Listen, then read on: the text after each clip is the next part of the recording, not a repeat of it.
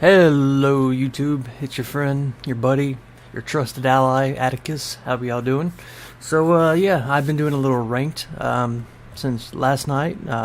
Sometimes I'll switch between rank and normal, and yeah, this is a ranked game against an Empire player, and I thought it was kind of cool. It's really short, but it's pretty effective, the build I went. As you can see, my opponent brought the mighty Templeholf, so he was going for a Lord Snipe, and my build is, yeah, it countered it pretty cool, and I thought it was a neat replay, so I wanted to maybe show you guys some builds that you could do on ladder that are safe to take. I mean, so I always play Dark Elf whenever I play, ranked, and some of the builds you'll see when I do rank are going to be a lot more safe. It's going to be a lot more streamlined than the experimental builds I'll do on just the multiplayer. So yeah, if you look at my build here, I brought a Death Hag, and my Lord is a Supreme Sorceress of Shadows. Spell loadouts, I take Miasma, Enfeebling Foe, and the Pendulum. So I don't really experiment much with the Shadow Sorceress, but she is fun, and in this matchup against the Empire, I think she's really good because of the slowing for Cav. You can neuter the Cav of Enfeebling Foe, and then Pendulum just smashes through the infantry. She also has the Black Horror, which is her bound spell. It's area of effect. It does a lot of damage.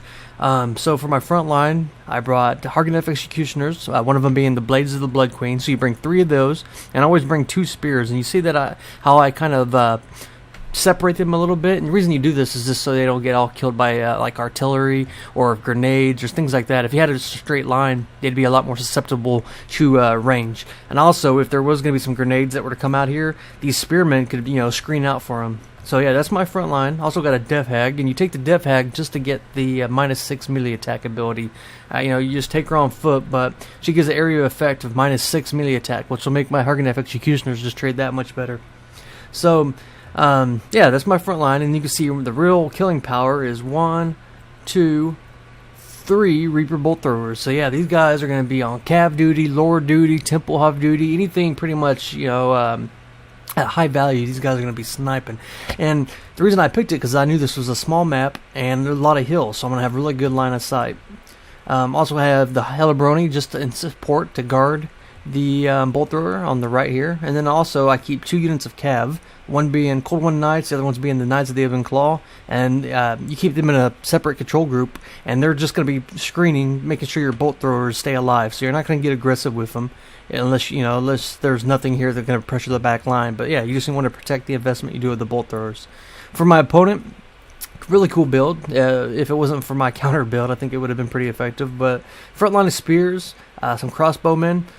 Looks like we have some great swords with a couple swordsmen, one being the Sigmar Sons on each side here. So yeah, I like this little variety. Multi-layered, has range, armor piercing, has things to stop anti-large. The Templeholf, on this side he has some Rexguard with Boris, and Boris has -6 melee attack too, I think, and he also has a slow. He has a few debuffs. He's on horse. Over on this side, you see my opponent brought a Amber Wizard, and for his spell loadout, he brought Flock of Doom and I can never say it, but the thing that lowers your melee attack. Also has 2 units of grenade launcher. So yeah, really cool build. So let's go ahead and just start this game here, and I'll show you guys how it goes. So yeah, right off the bat, I'm just going to start just moving up my my Reaper Bolt Throwers. So when you're in a situation like this, don't go rushing your infantry, and if you have the artillery advantage, just move close enough, so you won't be blocking the line of sight of your Reaper Bolt Throwers, but then just be patient.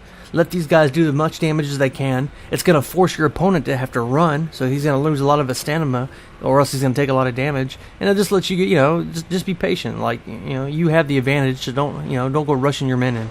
Right off the bat, you're going to see that this Templeholf is going to come into damage, and he's going to get hit by a barrage of freaking Reaper Bolt Throwers. He's going to get one shot off, and it's going to be a swing and a miss. That's cool, though. So look how much damage we've done in just one volley. Here comes the second volley.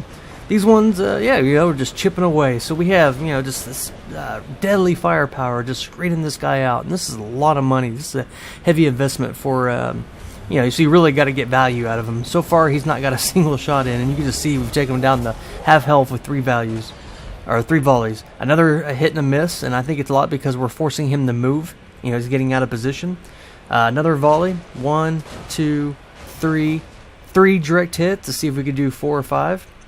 Over on this side, you can see it. Well, here we go. Boom, boom, 4, 5, 6, and he will be breaking here pretty soon. So yeah, guys, talk about value. We just, just destroyed the Templeholf. 18 something gold, just destroyed.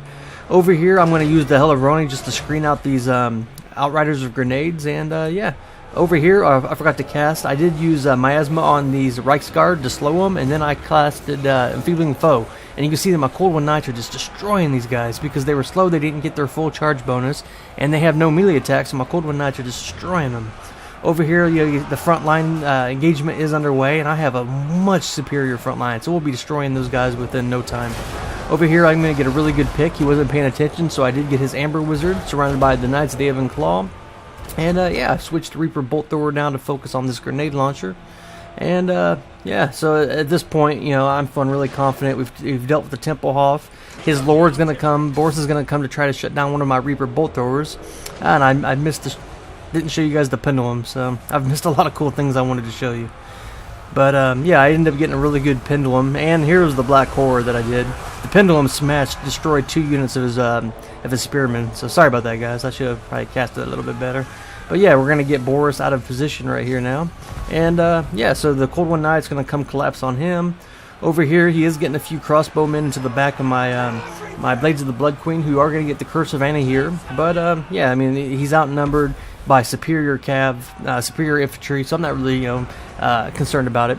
I am going to collapse Knights of the Ebon Claw on these units of grenades that were trying to shut down my Reaper Bolt Throwers, and yeah, we just switched the target to him now. We've broken his Lord, we've broken the Cav fight, and now yeah, we're just going to start regrouping. And yeah, that'll be army losses. So it is unfortunate that I missed the pendulum. It was a really good cast. I overcasted it, and it just destroyed like 2 units. But yeah, I wanted to show you guys the bolt thrower strategy for one. So let's go ahead and just look at the in-screen breakdown. So yeah, Supreme Sorceress. There, yeah, that goes to show you that pendulum. It was epic. I'm almost tempted to recast this just to show it to you guys, but yeah, I'm sure you've seen a lot of pendulums, and I think the numbers will show for itself. Blades of the Blood Queen, Executioners, they just they're just far superior to the Great Swords. And the Bolt Throwers, you saw, before he was able to even get any, a single shot off, these guys just sniped it. With the Miasma and the Enfeebling Foe, we destroyed these Reichsguard. They didn't get a single kill, and yeah, we were able to catch his Lord out. So what I want you guys to take from this is the build, for one.